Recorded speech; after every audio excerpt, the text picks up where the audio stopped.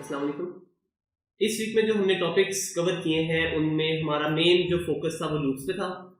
तो इस वीक में जो हमने टॉपिक्स कवर किए हैं उसमें हमारे पास लूप्स हमने कहाँ पे यूज़ करने हैं, उनकी टाइप्स क्या होती हैं, कंडीशनल लूप्स क्या होते हैं, काउंटर लूप्स क्या होते हैं और कैसी कैसी सिचुएशंस में कौन कौन से लूप्स हमने यूज़ करने होते हैं। उसके बाद हम जो हमारे पास काउंटर लूप के सब प्रॉब्लम्स होते हैं हमने उन्हें देखा और हमने देखा कि कम्प्लेक्स प्रॉब्लम को आप स्मॉलर पार्ट्स में डिवाइड करके एक लूप की मल्टीपल आइटरेशंस के थ्रू उसे कैसे सॉल्व करते हैं। इसके बाद फिर हम मूव ऑन किए कि नेस्टेड लूप्स जो है हमारे पास क्या होता है और किस तरह की कंडीशंस में हमने नेस्टेड लूप्स यूज़ करने होते हैं। और उसके बाद फिर समटाइम्स आपको ऐसे इश्यूज फेस करने पड़ते हैं जिसमें आपको अपने प्रोग्राम का फ्लो ऑल्टर करना होता है। तो उस तरह की कंडीशंस में आपके पास दो स्टेटमेंट्स होती हैं, ब्रेक एंड कंटिन्यू। और फिर हमने ये कंसेप्ट्स कवर करने के बाद देखा कि इनमें एग्जांपल्स हमारे पास कौन कौन सी होती हैं। तो अभी हम देखेंगे कि इस वीक में जो हमारे चैलेंजेस है उसमें एक प्रॉब्लम जिसमें हमारे स्टूडेंट्स को काफ़ी मुश्किल पेश आई हैं, तो वो हम उसका सोल्यूशन देखते हैं। तो मायदा जी थैंक यू। अच्छा, जो प्रॉब्लम नंबर 3 थी उसमें बच्चों को जो था वो काफ़ी प्रॉब्लम आ रही थी। उससे पहले जो थी सिंपल लूप्स थी तो वो बच्चों ने इजीली कर दिया था। तो लेकिन ये जो प्रॉब्लम नंबर 3 थी, एक तो इसका जो आपके पास स्टेटमेंट है वो काफ़ी ज़्यादा कॉम्प्लेक्स थी। फिर उसमें जो आपने लॉजिक डेवलप करना था उसमें काफ़ी ज़्यादा उनको बच्चों को सोचने में थोड़ा सा मसला आ रहा था। तो अब हम देखते हैं कि हम किस तरह जो है ना इसको सिंपली समझ के सॉल्व कर सकते हैं। तो ये है कि प्रॉब्लम की स्टेटमेंट काफ़ी ज़्यादा लंबी थी, तो वो देखते साथ ही एक तो बच्चे जो हैं वो थोड़ा सा कंफ्यूज हो जाते हैं कि ये काफ़ी ज़्यादा मुश्किल है। लेकिन ये है कि अगर आप एक दफ़ा समझ लें उसको, देख लें कि वो आपके पास क्या कह रहा है, आपके पास कितने जो है वो डाटा उसने बताया हुआ है, उसकी बेस पे आपने क्या कैलकुलेशंस करनी है, तो आपके लिए कंपैरेटिवली काफ़ी ईजी हो जाता है। तो अब हम देखते हैं कि प्रॉब्लम नंबर 3 में उसने हमें कहा है कि for a certain period of time patients arrive at the hospital every day for an examination. वो कह रहा है कि एक हॉस्पिटल में जो पेशेंट्स हैं वो आते हैं। वो कह रहा है कि जो हॉस्पिटल है उसके अंदर आपके पास 7 डॉक्टर्स करेंटली अवेलेबल हैं। अब आगे उसने एक कंडीशन ये लगाई है कि आपके पास एक दिन में एक डॉक्टर सिर्फ एक पेशेंट देखेगा, और जो हमारे पास पेशेंट्स रह जाएंगे उनको जो है किसी और हॉस्पिटल में रेफ़र कर दिया जाएगा। जो ये वाला हॉस्पिटल है वो उन पेशेंट्स को ट्रीट नहीं करेगा। अब वो कह रहा है कि एवरी थर्ड डे, मतलब कि हर तीसरे दिन वो सुबह के टाइम, मतलब पेशेंट्स देखने से पहले वो कैलकुलेशंस करेंगे और वो ये देखेंगे कि अगर उनके पास अनट्रीटेड पेशेंट्स जो हैं वो पिछले दोनों दिन के मिला के अगर वो उनके पास ज़्यादा हैं उसकी निस्बत जो उन्होंने ट्रीट किए हैं, तो तब वो क्या करेंगे, एक नया डॉक्टर अपॉइंट करेंगे। अब उसने कहा है कि जो अपॉइंटमेंट है वो आपके पास जो अगले पेशेंट्स आने हैं उनको ट्रीट करने से पहले हो जाएगी। इसका मतलब है कि जो थर्ड डे होगा उसके अंदर आपके पास एक और एक्स्ट्रा डॉक्टर जो अपॉइंट किया होगा वो भी पेशेंट्स देखेगा। अब ये उसके बाद उसने हमें कहा है कि अब आपने क्या करना है कि आपने एक ऐसा फंक्शन बनाना है जो कि कैलकुलेट करेगा for a given period of time the count of treated and untreated patients. तो अब हम फंक्शन में भी ये काम कर सकते हैं, बाकी मेन में भी हम ये कर सकते हैं काम। तो अभी जो है क्या पूरी की पूरी उसने हमें इनपुट और आउटपुट दिया वो उसने हमें एक्सप्लेन नहीं की, वो अब हम देखते हैं। उसने हमें कहा है कि अब जो आपने इनपुट लेनी है यूज़र से, उसके अंदर उसने कहा है कि दो आपके पास तरह की इनपुट्स होंगी। फर्स्ट लाइन पे आपने क्या लेना है, आपने उससे लेना है period for which you need to make calculations, integer in range उसने बताया कि 1 से लेकर आपके पास मैक्सिमम 1000 तक हो सकता है। तो अब यहाँ पे उसने जो है वो हमें ये बताया है कि आपने नंबर ऑफ डेज बताने हैं कि जो हमें जितने दिनों के लिए हमने कैलकुलेशंस करनी है। अब उसके बाद उसने कहा है कि जो नेक्स्ट लाइन्स हैं उसके ऊपर आपने जितने ऊपर उसने बता दिया हुआ है डेज, उतने डेज के लिए आपने बताना है कि कितने पेशेंट्स हर दिन आए हैं। तो वहाँ पे फिर हम ये भी हमारे पास एक इंटीजर में होगा और हम देखेंगे कि करंटली उस दिन कितने पेशेंट्स आपके पास आए हैं। अब उसकी बेस पे हमें क्या आउटपुट डिस्प्ले करना है। अब वो कह रहा है कि आउटपुट आपके पास आपने बताना है टोटल सारी कैलकुलेशंस करने के बाद कि टोटल उन्होंने कितने पेशेंट्स को ट्रीट किया, और दूसरी लाइन पे आपने बताना है कि टोटल आपके पास कितने अनट्रीटेड पेशेंट्स रह गए थे। तो अब यहाँ पे अगर हम उसके टेस्ट केस देखें तो उसमें उसने बताया है कि पहली जो इनपुट है उसने बताया कि कितने नंबर ऑफ डेज़ के लिए हमें कैलकुलेशंस करनी है। तो यहाँ पे 4 हमें ये बता रहा है कि उसने 4 दिनों के पेशेंट्स देखने हैं। अब यहाँ पे उसने अगली इनपुट बता रहा है कि पहले दिन आपके पास जो है वो 7 पेशेंट्स आए, उसके बाद दूसरे दिन आपके पास 27 पेशेंट्स आए, फिर उसके बाद आपके पास तीसरे दिन जो है वो 9 पेशेंट्स आए, और फिर चौथे दिन आपके पास सिर्फ 1 पेशेंट आया है। अब इनकी बेस पे हमने कैलकुलेशंस करनी है और हमने बताना है कि हमारे पास ओवरऑल कितने पेशेंट्स को डॉक्टर्स ने ट्रीट किया और कितने पेशेंट जो थे वो अनट्रीटेड रह गए। तो अब यहाँ पे एक्सप्लेनेशन में वो बता रहा है कि फर्स्ट डे जो था, क्योंकि हमारे पास 7 पेशेंट्स आए थे, तो हमारे पास करंटली 7 डॉक्टर्स ही थे और एक एक डॉक्टर ने एक एक पेशेंट को डील कर लिया, तो ओवरऑल सारे के सारे जितने पेशेंट्स थे वो ट्रीट हो गए। फिर उसके बाद सेकेंड डे हमारे पास टोटल 27 पेशेंट्स आए। तो उस दिन अब उन्होंने सिर्फ 7 को ट्रीट किया, बाकी जो आपके पास 20 पेशेंट्स थे वो अनट्रीटेड रहे। उस दिन वो 20 पेशेंट्स को उन्होंने ट्रीट नहीं किया। फिर उसके बाद जो आपके पास थर्ड डे आया है, उसमें उन्होंने पहले कैलकुलेशन करनी है कि आपके पास जो है ना वो टोटल कितने पेशेंट्स को, उसने बताया कि ओवरऑल आपके पास 14 ट्रीटेड पेशेंट्स हैं, लेकिन आपके पास जो अनट्रीटेड पेशेंट्स हैं वो 20 हैं। अब उसने देखा है कि आपके पास जो अनट्रीटेड पेशेंट्स हैं वो ज़्यादा हैं ट्रीटेड की निस्बत, तो इसलिए उन्होंने एक नया डॉक्टर थर्ड डे के शुरू में अपॉइंट कर लिया। तो अब जो आपके पास डॉक्टर्स की हो गई है तादाद, वो 8 हो गई है। तो उस दिन जो है उन्होंने जब पेशेंट्स को ट्रीट करेंगे तो वो आपके पास 8 पेशेंट्स जो हैं वो उनको ट्रीट कर लेंगे, क्योंकि अब 8 डॉक्टर्स हैं और एक जो है वो उस दिन अनट्रीटेड पेशेंट रहा है। और फिर उसी तरह जो है वो फोर्थ डे पे वो देखेंगे, फोर्थ डे पे सिर्फ एक ही पेशेंट आया है और 8 डॉक्टर्स अवेलेबल हैं, तो उन्होंने जो है वो एक ही उसको पेशेंट को ट्रीट कर लिया और कोई भी अनट्रीटेड पेशेंट नहीं रहा। तो उन्होंने टोटल जो है वो काउंट कर किया है और 23 जो है वो ट्रीटेड पेशेंट्स आ रहे हैं और टोटल जो थे वो 21 आपके पास अनट्रीटेड पेशेंट्स थे। तो इसी तरह आपके पास बाकी टेस्ट केसेस हैं, इसके अंदर 6 डेज का डाटा है और फिर वो आपको बता रहा है कि टोटल कितने ट्रीटेड पेशेंट्स थे और कितने अनट्रीटेड पेशेंट्स थे। तो अब हम इसको शुरू करते हैं। अब हमें यहाँ पे पता है कि हमारे पास इनपुट डाटा में हमने 2 चीज़ें लेनी है। सबसे पहले हमने क्या लेना है, हमने लेना है कि वो हमें बताए कि कितने नंबर ऑफ टाइम्स हमने यूज़र से इनपुट लेनी है। तो अब यहाँ पे देखें कि एग्जैक्टली हमें पता चल रहा है कि हमने कितने नंबर ऑफ टाइम्स यूज़र से इनपुट लेनी है। तो अब हमने यहाँ पे पढ़ा था कि हमारे पास इस सिचुएशन में काउंटर लूप्स जो हैं वो सबसे ज़्यादा आइडियल रहती हैं, क्योंकि हमें पता है कि हमने लूप को कितनी दफ़ा चलाना है। तो अब हम शुरू करते हैं। अब यहाँ पे जो है हम सबसे पहले इधर सी आउट कर लेते हैं ताकि हमें पता रहे कि हम यूज़र से क्या क्या कुछ इनपुट कर रहे हैं। तो अब यहाँ पे हम लिखते हैं एंटर नंबर ऑफ डेज, और अब हमने किसी वेरिएबल के अंदर इनपुट लेनी है। तो अब हम शुरू में जो है वो एक वेरिएबल बना लेते हैं इंटीजर टाइप का, जिसका नाम हम डेज रख लेते हैं। तो ये जो है वो हमें ओवरऑल बता देगा कितने नंबर ऑफ डेज हमें के लिए लूप चलानी है।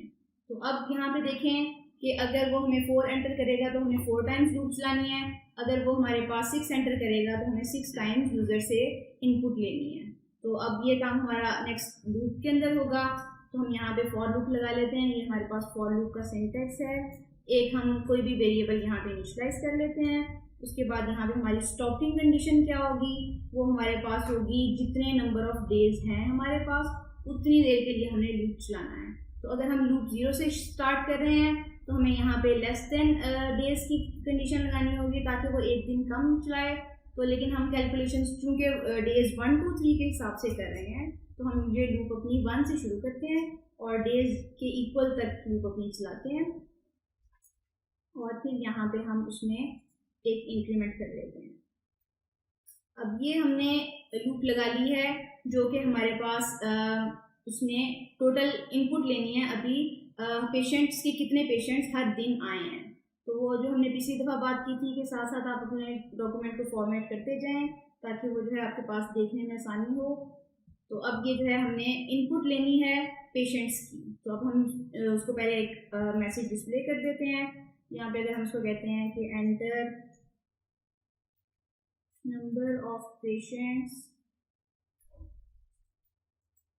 फॉर, अब यहाँ पे देखें कि हम 7 नंबर भी प्रिंट करते जाते हैं अपनी आसानी के लिए, जो हमारे पास एक्स वेरिएबल के अंदर आ रहा है।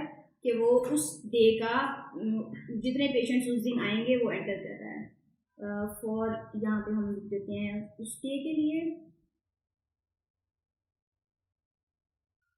और फिर हमने अब सी इन करवाना है, यूज़र से इनपुट लेनी है।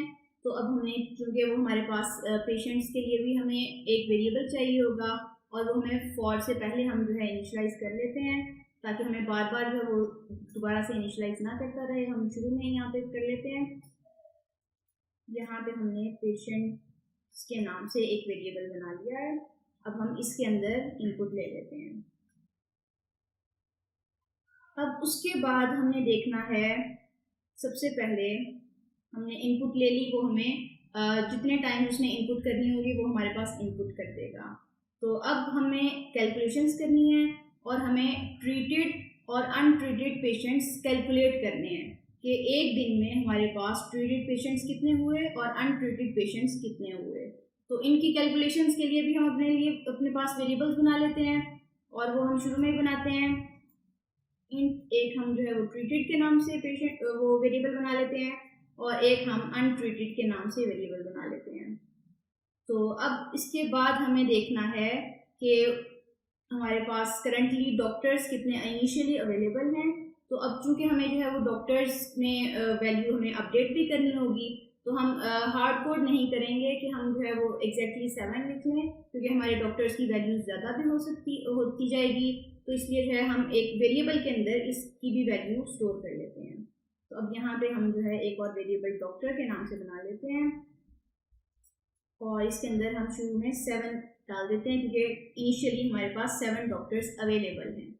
तो अब हमें ट्रीटेड और अनट्रीटेड पेशेंट्स कैलकुलेट करने हैं कि हमारे पास ट्रीटेड कितने हैं और अनट्रीटेड कितने हैं। तो अब आप यहाँ पे देखिए कि जो हमारे पास ओवरऑल पेशेंट्स आ रहे हैं, अगर हम यहाँ पे 27 के पे कैलकुलेशंस करके देखें, तो अब हमें देखना है कि जो हमारे पास करंटली अवेलेबल डॉक्टर्स हैं वो हमारे पास 7 थे, तो उन्होंने 7 पेशेंट्स को ट्रीट किया है। बाकी जितने भी हमारे पास होंगे वो अनट्रीटेड रहेंगे।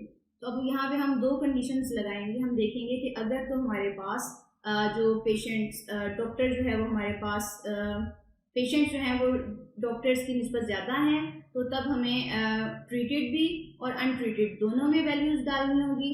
लेकिन अगर हमारे पास यहाँ पे 7 या 1 की निस्बत देखें हम, तो हमारे पास डॉक्टर्स के इक्वल हैं या उससे डॉक्टर से कम पेशेंट्स हैं, तो तब हमारे पास अनट्रीटेड में कोई भी वैल्यू अपडेट नहीं होगी। तो यहाँ पे हमें पता चल रहा है कि हमें एक कंडीशन लगानी होगी, और हमें देखना होगा कि क्या वो हमारे पास वैल्यू पेशेंट्स की वो डॉक्टर से ज़्यादा है या कम है। तो अब उसके लिए हम एक कंडीशन लगाते हैं, और यहाँ पे हम चेक कर लेते हैं। ये अभी हम सिर्फ फर्स्ट इटरेशन के लिए कर रहे हैं, ताकि हमारे पास वेरिएबल्स अपडेट होते जाएं, और फिर उसी वेरिएबल्स के अंदर हम अगले दफ़ा का रिकॉर्ड एंटर कर लें। तो अब यहाँ पे हम देखते हैं कि अगर हमारे पास पेशेंट्स हमारे पास ज़्यादा हैं, ग्रेटर देन डॉक्टर्स हैं, तो डॉक्टर्स की हमारे पास वैल्यू हमने इसके अंदर 7 रखी हुई है। तो अब हमारे पास दोनों वेरिएबल्स अपडेट होंगे, एक हमारे पास ट्रीटेड का भी और अनट्रीटेड का भी। तो अब हम देख लें कि शुरू में जो है हम इस वेरिएबल को अपने पास 0 से इनिशलाइज कर लेते हैं दोनों वेरिएबल्स को, ताकि हमें पता रहे कि अभी शुरू में हमारे पास ट्रीटेड और अनट्रीटेड दोनों जो है वो 0 हैं। तो अब यहाँ पे जो है हमने सबसे पहले ट्रीटेड देखना है कि कितने पेशेंट्स ट्रीटेड हुए। तो वो हम क्योंकि हम हर इटरेशन के लिए उसके अंदर अपडेट करते रहेंगे, और ये हमने वही बात की थी कि हमारे पास जो प्रॉब्लम है वो सब डिपेंडेंट प्रॉब्लम है, हमारे पास डिपेंडेंट इटरेशंस हैं। तो अब हमें यहाँ पे उस ट्रीटेड के अंदर, पिछले ट्रीटेड के अंदर अगले ट्रीटेड की वैल्यू जो है वो ऐड करते जाना है। तो अब यहाँ पे हम कर रहे हैं कि हमने ट्रीटेड के अंदर जो हमारे पास अभी ऐड करना है वो हमने कितने ऐड करनी है वैल्यू, हमने देखना है कि अभी जितने करंटली हमारे पास डॉक्टर्स अवेलेबल होंगे सिर्फ उतने ही हमारे पास पेशेंट्स ट्रीट होंगे। तो हमने वही वैल्यू जो है वो इसके अंदर अपने पास वेरिएबल के अंदर ऐड करनी है। तो अब जो हमारे पास अनट्रीटेड पेशेंट्स रह जाएंगे, तो वो हमारे पास कितने होंगे कि हम यहाँ पे देखेंगे, यहाँ पे हमने इस वेरिएबल के अंदर भी अपडेट करनी है। तो अब इसके अंदर हम ऐड क्या करेंगे, हम पहले माइनस करेंगे जो हमारे पास पेशेंट्स हैं उसमें से जो हमने डॉक्टर्स की जितने भी डॉक्टर्स थे उन्होंने जो ट्रीट कर लिए थे पेशेंट्स वो वाले हमने माइनस कर लिए हैं। इसका मतलब है कि अगर हमारे पास 27 करंटली पेशेंट्स आए तो हमने देखा कि 27 हमारे पास डॉक्टर्स से ज़्यादा हैं, तो हमने जो 7 पेशेंट्स जितने भी डॉक्टर्स हमारे पास अवेलेबल थे वो हमने ट्रीट कर लिए। और फिर बाकी जो है हमारे पास अनट्रीटेड के अंदर हमने क्या वैल्यू अपडेट की, हमने देखा कि जो हमारे पास ओवरऑल पेशेंट्स हैं अगर 27 थे तो उसमें से हमने 7 को माइनस किया, और अभी अनट्रीटेड भी हमारे पास 0 हैं, तो ओवरऑल हमारे पास यहाँ पे 20 पेशेंट्स जो हैं वो अनट्रीटेड में चले जाएंगे अगर सिर्फ पहली दफ़ा 27 पेशेंट्स आ रहे हैं। तो अब ये तो कंडीशन हमने तब लगाई थी कि अगर हमारे पास पेशेंट्स जो हैं वो ज़्यादा हैं डॉक्टर्स से, और अगर इस तरह है कि हमारे पास पेशेंट्स कम हो डॉक्टर से तो हम यहाँ पे अपना एल्स लगा लेते हैं। और इसके अंदर हमने क्या करना है, अब जितने भी हमारे पास एग्जैक्टली डॉक्टर्स अवेलेबल हैं, सॉरी जितने भी हमारे पास पेशेंट्स अवेलेबल हैं वो सारे के सारे ट्रीट हमारे पास हो जाएंगे, तो इसलिए हम यहाँ पे ट्रीटेड प्लस पेशेंट्स लगा देंगे। तो जितने भी अब करंटली हमारे पास पेशेंट्स हैं वो चूँकि डॉक्टर्स से कम हैं तो इसलिए वो सारे के सारे ट्रीट हो जाएंगे, तो हमने एज इट इज़ उसको उसमें डाल दिया ट्रीटेड वेरिएबल में। तो अब यहाँ पे हमारे पास चूँकि अनट्रीटेड कोई रहेगा ही नहीं तो हमें वो वाला वेरिएबल अपडेट करने की ज़रूरत नहीं है। तो ये हमने जो है कैलकुलेशन कर ली है। अब बार बार जो है वो इनपुट करता रहेगा पेशेंट्स, ये चेक करता रहेगा, अगर पेशेंट जो है वो डॉक्टर से ज़्यादा हैं तो ये वाली कैलकुलेशन हो जाएगी, अगर पेशेंट जो है डॉक्टर्स की निस्बत कम है तो वो हमारे पास ये वाली कैलकुलेशन हो जाएगी। तो अब यहाँ पे जो है हमने ट्रीटेड और अनट्रीटेड जो है उसके वेरिएबल्स को डिलीट कर दिया हुआ है। अब सिर्फ हमारी जो कंडीशन रह गई है लगाने वाली वो हमारे पास ये वाली कंडीशन है जिसमें उसने हमें कहा था कि अभी हमारे पास 7 डॉक्टर्स हैं, लेकिन अगर हमारे पास जो अनट्रीटेड पेशेंट्स हैं उनका काउंट ज़्यादा हो जाता है ट्रीटेड की निस्बत, तो हर तीसरे दिन जो है हमने एक नया डॉक्टर अपॉइंट करना है। तो इसका मतलब है कि तीसरा दिन शुरू होने से पहले, मतलब हमें पेशेंट्स ट्रीट करने से पहले काउंट में इंक्रीज़ करना है एक डॉक्टर, अगर हमारी ये कंडीशन मीट हो रही है। तो अब हमें क्या करना चाहिए, हमें ये करना चाहिए कि जो हमने कैलकुलेशंस की हैं इससे पहले हमें ये वाली कंडीशन लगानी चाहिए कि अगर हमारे पास वो तीसरा दिन आ गया है और हमारे पास जो अनट्रीटेड पेशेंट्स हैं वो ज़्यादा हैं, तो तब हमारे पास डॉक्टर में वो एक वैल्यू ऐड करते हैं। तो अब यहाँ पे हम इफ़ कंडीशन लगाते हैं, और अब देखें कि हमने जो है क्या देखना है, हमने देखना है एवरी थर्ड डे। तो इसका मतलब है कि हर तीसरे दिन उसने जो है वो चेक करना है। तो अब हमारे पास सबसे पहला दिन है, उस दिन तो नहीं चेक करेंगे, हम दूसरे दिन भी नहीं चेक करेंगे, तीसरे दिन चेक करेंगे। तो इसका मतलब है हमारे पास जब काउंट की वैल्यू, जो हमारे पास लूप काउंटर लगाया हुआ है हमने x जो है वो जब हमारे पास 3 आएगा तब हमें देखना है कि अगर ये कंडीशन मीट हो रही है तो हमने एक डॉक्टर ऐड कर दिया। फिर उसके बाद हमने अगली जो चेक करना है वो हमने देखना है 6 के लिए कि जब हमारे पास अगला जो है वो थर्ड डे आ गया है, तो 6 के लिए भी देखेंगे, फिर हम उसके बाद 9 के लिए देखेंगे, फिर हम 12 के लिए देखेंगे। तो अब ये देखें 3, 6 और हमारे पास जो है वो 9 और 12 ये सारे हमारे पास 3 से डिविजिबल हैं। तो अगर हम कंडीशन ये लगाएं कि वो हमारे पास उसका मॉड जो सा भी नंबर है उसका मॉड 3 से 0 है आ रहा, तो तब हम जो है ये वाली कैलकुलेशंस करना चाहते हैं। तो अब वो वाली हम कंडीशन लगाते हैं। अब यहाँ पे हम इफ़ के अंदर लिखते हैं कि अगर हमारे पास x जो हमारे पास डे है वो हर थर्ड डे बनेगा, तो हम उसका मॉड जो है वो 3 के साथ ले रहे हैं। तो हमने चेक किया कि अगर हमारे पास मॉड उसका 3 से 0 आ रहा है, और दूसरी कंडीशन हमारे पास क्या थी, दूसरी ये थी कि अगर हमारे पास अनट्रीटेड पेशेंट्स ज़्यादा हैं ट्रीटेड वंस की निस्बत। तो इसका मतलब है कि अगर हम अनट्रीटेड पेशेंट्स में से माइनस करें अपने ट्रीटेड वंस को, तो अगर हमारे पास वैल्यू ग्रेटर आ रही है तो इसका मतलब है कि पहली वाली वैल्यू बड़ी थी, तो हमारे पास ये कंडीशन जो है वो ट्रू हो जाएगी। तो हम यही वाली कंडीशन लगा लेते हैं यहाँ पे। पहली कंडीशन भी हमारे पास ट्रू होनी चाहिए, और फिर हमें हमारी जो दूसरी कंडीशन है वो भी हमारे पास ट्रू होनी चाहिए। तो दूसरी कंडीशन हमारे पास क्या है कि जो हमारे पास अनट्रीटेड के वेरिएबल के अंदर वैल्यू आ रही है उसमें से हमने माइनस किए ट्रीटेड पेशेंट्स को, और फिर हमने देखा कि अगर ये वाली वैल्यू हमारे पास माइनस करने से जो आंसर आ रहा है वो ग्रेटर है 0 से, तो तब हमने ये वाली अपनी इफ कंडीशन जो है वो चलानी है। और इसके अंदर हमने क्या करना है, इसके अंदर हमने ये करना है कि जो हमारे पास डॉक्टर्स वेरिएबल था जिसके अंदर करंटली हमारे पास 7 डॉक्टर्स थे, उसके अंदर हमने एक और डॉक्टर जो है वो ऐड कर देना है। तो अब हमारे पास ओवरऑल एक डॉक्टर एक्स्ट्रा अपॉइंट हो जाएगा उस दिन के लिए, और फिर वो देखेगा कि अब डॉक्टर्स की वैल्यू हमारे पास ज़्यादा के साथ वो पेशेंट्स को ट्रीट करेगा और बाकी कैलकुलेशन हमारे पास सही चलेगी। तो होपफुली हमारे पास इसमें कोई एरर नहीं आएगा। अगर कोई एरर आ गया तो फिर हम निकालेंगे उसको। तो यहाँ पे अभी हमने फॉर्म में डॉक्यूमेंट किया है, हमने ये फॉर लूप लगा ली, सारी कैलकुलेशंस कर ली। अब उसके बाद अब यहाँ पे हम जो है ना वो सी आउट करके देखेंगे कि हमारे पास जो है वो नंबर ऑफ ट्रीटेड और अनट्रीटेड पेशेंट्स क्या आ रहे हैं। तो यहाँ पे हम लिखेंगे ट्रीटेड, और यहाँ पे हम देख लेते हैं जो हमारे पास वेरिएबल था ट्रीटेड का वो वैल्यू और ये हमारे पास वो हम देखेंगे, और फिर हम देखेंगे कि यहाँ पे हमारे पास अनट्रीटेड पेशेंट्स कितने थे, उसके वेरिएबल की वैल्यू हम प्रिंट करवा रहे हैं।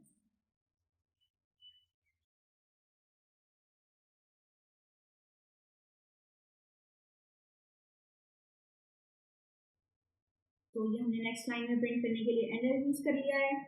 तो अब यहाँ पे हम जो है दोबारा से इसको कंपाइल करेंगे।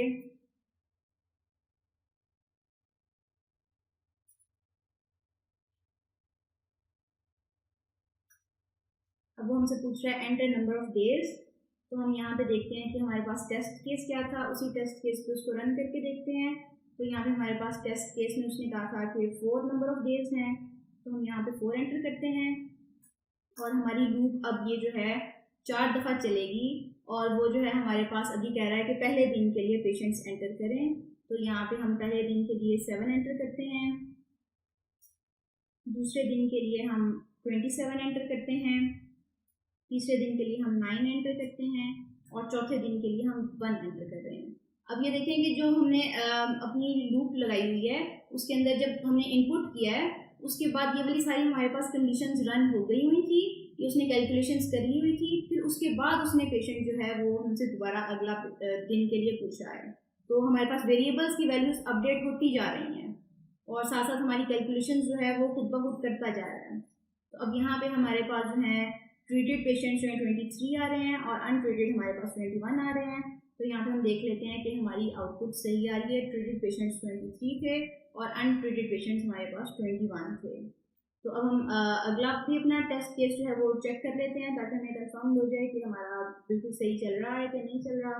तो यहाँ पे हमारे पास उसने कहा है कि 6 एंटर करनी है आपने 6 डेज के लिए, और हर पेशेंट के जो थे पहले दिन भी 25 पेशेंट्स आए, अगले दिन भी 25 आए, अगले दिन भी 25 आए, और ये 5 दिन 25 आए, और मेरा ख्याल आखिरी दिन जो थे वो हमारे पास 2 पेशेंट्स आए।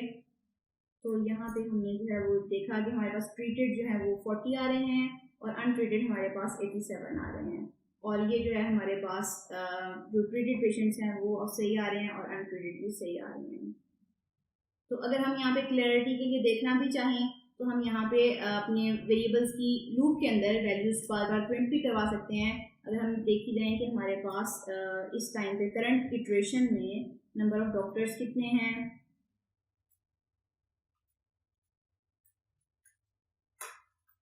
और यहाँ पे फिर हम सी आउट करें जो हमारे पास इटरेशन के अंदर जो अभी हमारे पास अवेलेबल जो भी ट्रीट हुए हैं हर इटरेशन के कॉरस्पॉन्डिंग में हम देख लेते हैं ट्रीटेड।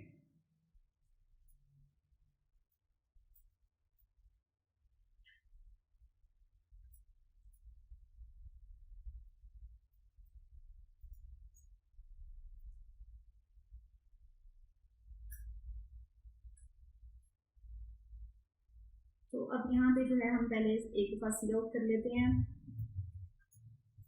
कि ये हमारे पास कौन सी इटरेशन चल रही थी।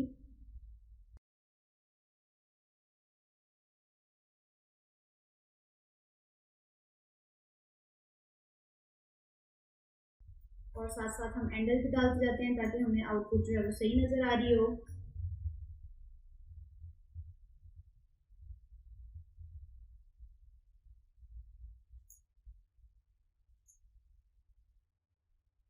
और अभी जो है हम फाइनल आउटपुट जो है वो नहीं देखते, हम हर इटरेशन की बेस पे देखते हैं कि क्या हमारी आउटपुट जो है वो क्या आ रही है। तो अब यहाँ पे अगर हम इसको दोबारा से कंपाइल करें, इसको हम जो है वो एग्जीक्यूट करें, तो अब वो हमसे पूछ रहा है नंबर ऑफ डेज।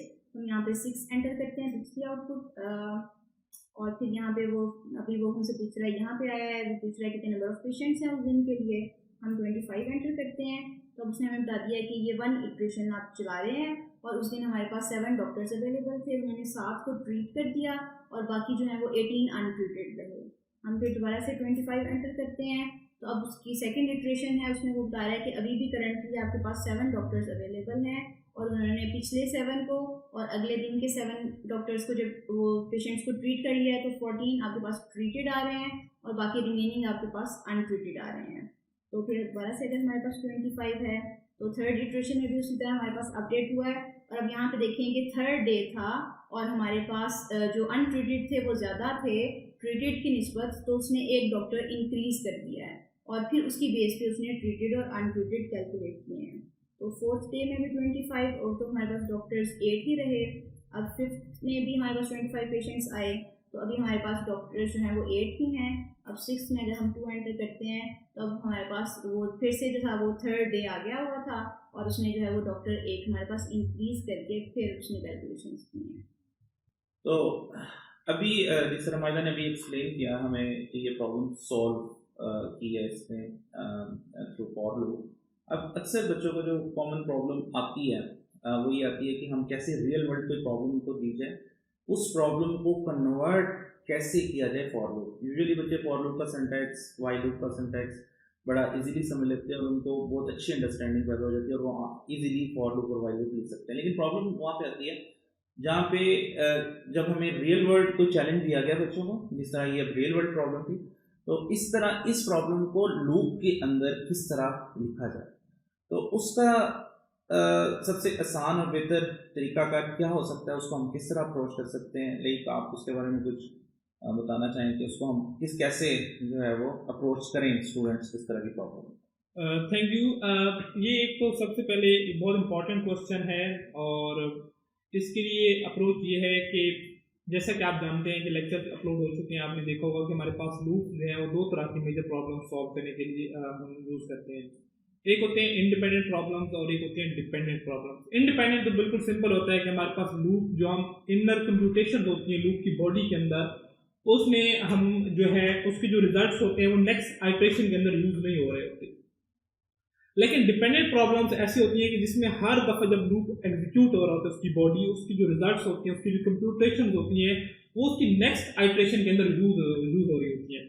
तो इस केस में हम क्या करते हैं, इसका सबसे जो आसान तरीका है जो आप इसको अगर इसको प्रैक्टिस करें तो आप किसी भी कम्प्लेक्स प्रॉब्लम को ईजिली सॉल्व कर सकते हैं लूप्स की मदद से। तो उसका तरीकाकार ये है कि आप उस कम्प्लेक्स प्रॉब्लम के जो सब प्रॉब्लम्स हैं उनको आइडेंटिफाई करें। ये जो प्रॉब्लम है ये प्रोग्रामिंग पॉइंट ऑफ व्यू से नहीं है। प्रोग्रामिंग तो क्या है, आपको लूप लगाना आ गया, सिंटैक्स आ गया, चलो इट्स फाइन।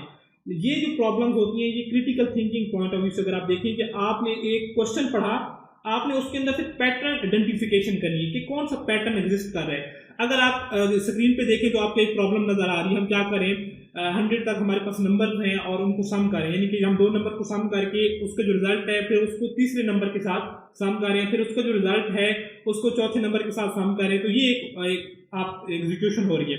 तो अगर आप इस प्रॉब्लम को देखें तो स्क्रीन पे आप देख रहे हैं 0+1। अब ये क्या है, एक कंप्यूटेशनल स्टेप है, ठीक है, और इस कंप्यूटेशनल स्टेप का जो रिजल्ट है वो नेक्स्ट कंप्यूटेशनल स्टेप के अंदर यूज हो रहा है, ठीक है, और फिर नेक्स्ट कंप्यूटेशनल स्टेप का जो रिजल्ट है वो उससे नेक्स्ट कंप्यूटेशनल स्टेप के अंदर यूज हो रहा है। तो ये जो पैटर्न है ये इसको लूप के जरिए एग्जीक्यूट कराना, जैसे आप 1 2 3 प्रिंट कर रहे हैं, ठीक है, तो ये सिंपल काम है। लूप का जो अपना वेरिएबल होता है जो जिसकी मदद से हम लूप को कंट्रोल कर रहे होते हैं उसकी मदद से तो ये हमें नंबर जनरेट हो रहा है। लेकिन इस रिजल्ट को कैसे मेंटेन करके नेक्स्ट आइटरेशन यूज कर रहे हैं, अगेन ये सिंपल प्रोग्रामिंग को आप यूज करके आप इस प्रॉब्लम को भी अचीव कर सकते हैं, ठीक है।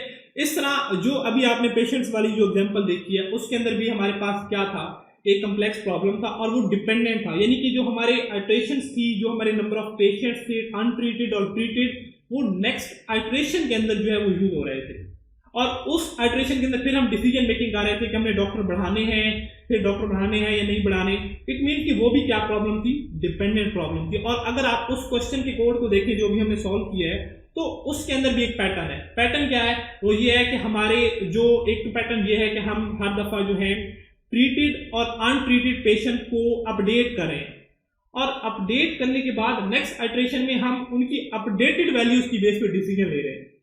और साथ साथ हम एक और पैटर्न भी इसमें एग्जिस्ट करता है कि हम डेज को भी चेक करें, और डेज कब चेक हो रहे हैं, हर 3 डेज बाद। वो भी एक पैटर्न है, 3 आइट्रेशन के बाद हम चेक करें कि क्या 3 दिनों के बाद अनट्रीटेड पेशेंट ट्रीटेड पेशेंट से जो है वो ज्यादा है, तो फिर हमने एक डॉक्टर में प्लस करना है। ठीक है, यानी कि अब डॉक्टर की नंबर ऑफ डॉक्टर काउंट में कब इजाफा हो रहा है, जब उसके अंदर हमारे पास 2 हमने कंडीशन लगाई है, यानी कि 2 डिफरेंट पैटर्न जो हमने जनरेट किए हैं उनको उनकी मैपिंग कर रहे हैं, उनको हम कंपेयर कर रहे हैं कि अगर ये एक पैटर्न है और दूसरा पैटर्न ये है हमारे पास, अगर ये दोनों ट्रू होते हैं तो फिर हम क्या करें। इस तरह आपने दूसरे प्रॉब्लम भी इस वीक में सॉल्व किए, कुछ चैलेंजिंग क्वेश्चन हमने प्रोग्रामिंग डे और जो आपकी लैब्स जो उसमें स्लाइड के एंड पे भी हैं, जैसे फॉर ब्लॉक की सीरीज का है, तो उसमें भी अगर आप उसको पेपर पे करें बजाय इसकी कि डायरेक्टली आप कोड के अंदर डाइव किया करें, इसकी बेस्ट अप्रोच ये होती है कि आप ऐसे क्वेश्चन को पहले पेपर पे ड्रॉ करें और उनके अंदर जो पैटर्न एग्जिस्ट करता है उसको आइडेंटिफाई करने की कोशिश करें। ये कोर प्रोग्रामेटिक प्रॉब्लम नहीं है, like this is just kind of mathematical problem आप कह सकते हैं, आप क्रिटिकल थिंकिंग का प्रॉब्लम कह सकते हैं। अगर आपने पेपर के ऊपर वो पैटर्न आपने ड्रा कर लिया तो फिर आप लूप, तो आपको पता है कि उसमें आइटरेट होना है, 10 दफा चलना है, 100 दफा चलना है, और फिर आपने जस्ट इतना ख्याल रखना है कि किस आइट्रेशन का रिजल्ट फिर नेक्स्ट किस आइट्रेशन में आपने यूज करना है। लाइक जैसे आप डॉक्टर पेशेंट वाली एग्जांपल देखें तो कुछ रिजल्ट्स हमारे हैं वो तीसरी आइट्रेशन, हर 3 आइट्रेशन के बाद यूज हो रहे हैं, लेकिन कुछ वेरिएबल्स को हम हर आइट्रेशन में कंप्यूट कर रहे हैं।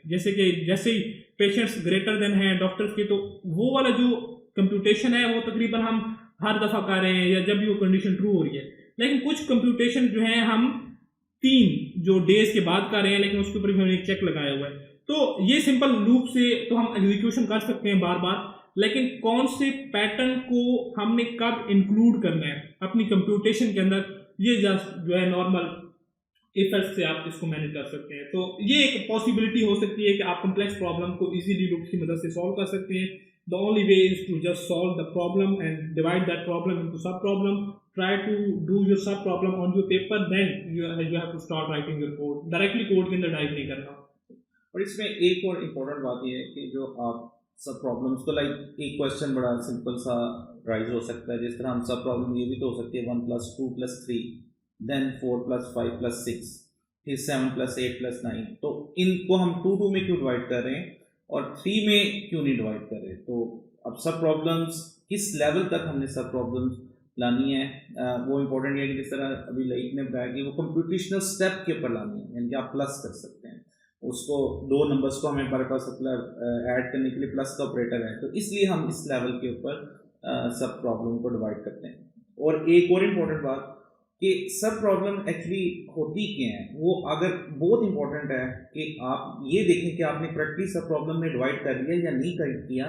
उसके लिए इंपॉर्टेंट ये कि हर सब प्रॉब्लम एक ही तरह सॉल्व हो रही हो, उसका डिफरेंस ऐसा ना हो कि एक सब प्रॉब्लम डिफरेंट सॉल्व हो रही है और दूसरी किसी डिफरेंट वे से हो रही है। फॉर एग्जांपल इधर हम ऐसे भी कर सकते हैं 0 + 1 इसको रख लें, नेक्स्ट को 1 + 2 + 3 हम सब प्रॉब्लम में डिवाइड कर लें, और उसके बाद तीसरी वाली आइट्रेशन में 3 + 3 + 4 को कर लें, तो ये सब प्रॉब्लम डिफरेंट हो जाएंगे। यानी कि पहली में हम 2 नंबर्स को ऐड करें, दूसरी और तीसरी में हम 3 नंबर्स को ऐड करें, तो सब प्रॉब्लम्स एक ही तरह की सब प्रॉब्लम्स होनी चाहिए। तो फिर वो लूप, फिर उससे क्या फायदा होता है, जिस तरह लेख ने बताया कि उसे पैटर्न इमर्ज होता है, एक पैटर्न जो है वो इमर्ज होकर आता है और फिर हम उस पैटर्न को हम कन्वर्ट कर सकते हैं इनटू फॉर लूप। तो इसलिए जो सबसे बेहतर है कि आप जब भी आपको कोई कॉम्प्लेक्स प्रॉब्लम नजर आए या इस तरह की प्रॉब्लम नजर आए जिसको आपको समझ नहीं लग रही कि लूप के साथ कैसे करना है, first you need to divide it into the sub problem, उसको राइट अप कर लें, और उस राइट अप के बाद फिर आप देखें कि इन सब प्रॉब्लम या एक ही तरह की सारी सब प्रॉब्लम जो उन सारी की सारी सब प्रॉब्लम्स को फिर आप जनरल एक्सप्रेशन के थ्रू लिखकर फिर सॉल्व करने की कोशिश करें। ओके गाइस, ये हमारी आज की इस वीक की डिस्कशन थी और इसमें हमने लूप्स को कवर किया। आप लूप्स को बेस्ट से करने के लिए आपको अपनी प्रैक्टिस का लूप चलाना पड़ेगा, आपको बार बार प्रैक्टिस करनी पड़ेगी, इस तरह ही आपकी लूप के कंसेप्ट स्ट्रॉन्ग होंगे। So we all wish you good luck for loops and thanks for watching this. and do subscribe our channel. Put your comment if you do have any question and any suggestion. हमें आप जरूर अपनी suggestion से आगाह करते रहें। अगर कोई टीचर्स या कोई सीनियर या कोई स्टूडेंट वगैरह जिनके पास कोई भी सजेशन हो कि हम किस तरह इस कोर्स को इम्प्रूव कर सकते हैं, तो आपकी इस तमाम सजेशंस हमारे लिए वेलकम है और हमारे स्टूडेंट्स की तरफ से भी बहुत उनके लिए वेलकम है।